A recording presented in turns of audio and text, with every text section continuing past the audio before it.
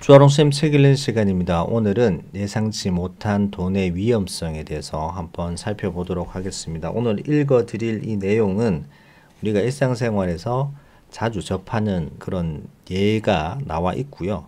우리가 왜 예상치 못한 돈이 생겼을 때 과소비하게 되는지를 잘 알려주는 짧은 구절입니다. 많은 것을 생각하게 하고요. 특히나 복권 당첨됐던 사람들이 왜 그렇게 말로가 좋지 않은지에 대해서도 어렴풋이 알아볼 수 있을 것 같습니다. 책 내용 살펴보도록 하겠습니다. 예상치 못한 돈의 위험성. 당신은 방금 1만 달러가 생겼다. 입수 경위에 따라 다르게 쓸 것인가? 당신의 첫 대답은 물론 아니지일 것이다. 그렇다면 다음에 세 가지 시나리오를 생각해보자. 첫 번째, 연말 보너스로 1만 달러를 받는다고 상상해보라.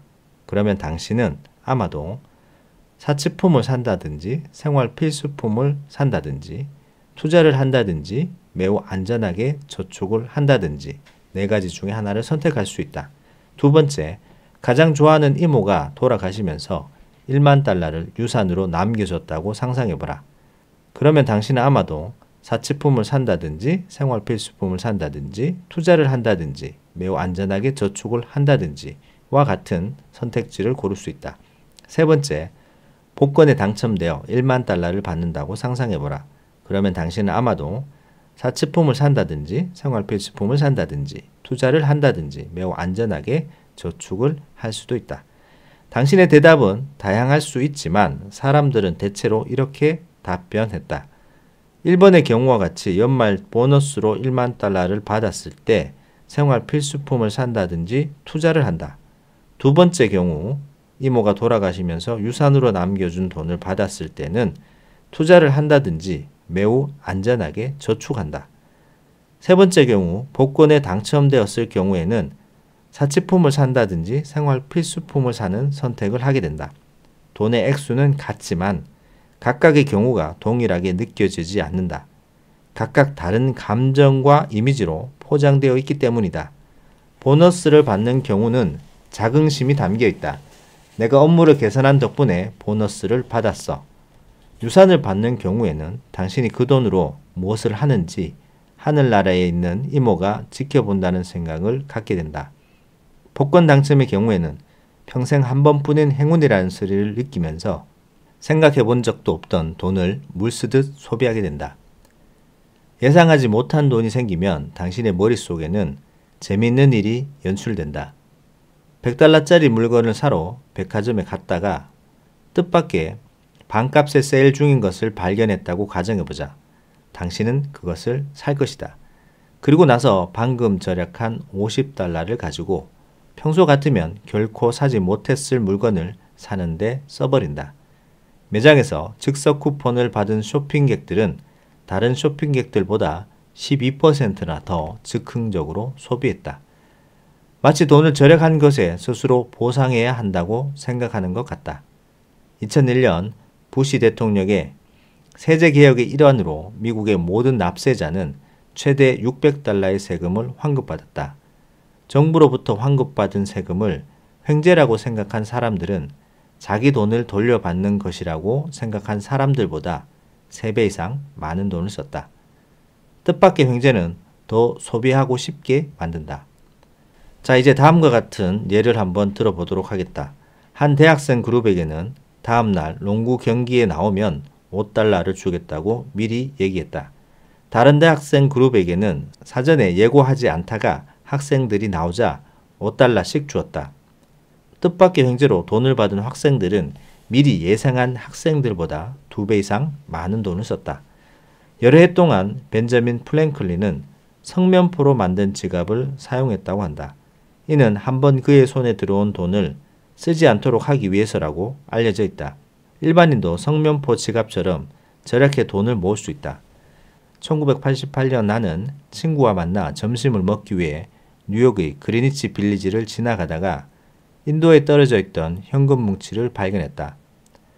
나는 돈 뭉치를 발로 밟고 몇 분 동안 서서 주인이 나타나기를 기다렸다. 주인이 나타나지 않아 나는 돈 뭉치를 주어서 친구를 만나러 얼른 달려갔다. 레스토랑 안에서 나는 돈을 세어보았다. 300달러였다. 어렵게 사는 젊은 작가에게는 뜻밖의 행운이었다. 내가 그 돈으로 뭘 했을까? 먼저 나는 4명의 친구에게 점심을 샀다. 그들도 그것이 공평하다고 얘기했다. 그런 다음 나는 몇 권의 책과 레코드 몇 장, 멋진 넥타이 몇 개를 샀다. 나는 여자친구와 비싼 저녁을 먹었다. 이런 일이 끝날 무렵 길에서 준 300달러는 물론 총 430달러를 썼다는 걸 알았다. 그러나 나는 후회하지는 않았다. 한편 거액의 횡재를 전부 날렸을 때 당신은 일생일대의 기회를 낭비한 자신을 원망할 것이 거의 확실하다. 불행히도 많은 복권 당첨자가 결국 그렇게 가난해지고 의기소침해진다. 자신이 당연히 받을 자격이 있다고 생각한 횡재는 느낌이 다를 것이다. 내가 길에서 300달러를 줍기 1년 전쯤 월가의 한 회사에서 일하던 최고의 펀드 매니저가 당시 기록상 가장 큰 현금 보너스인 1억 달러를 받았다. 그를 X라고 부르자. 가난한 이민자 출신 X는 갑자기 꿈꾸던 것보다 더 큰 부를 얻은 자신을 발견했다. 우리가 카드를 섞는 것처럼 그는 힘들이지 않고 투자자의 자금 수백만 달러를 운영하고 있었다. 그렇다면 이 주식 투자 전문가는 자신이 보너스로 받은 1억 달러를 어디에 투자했을까?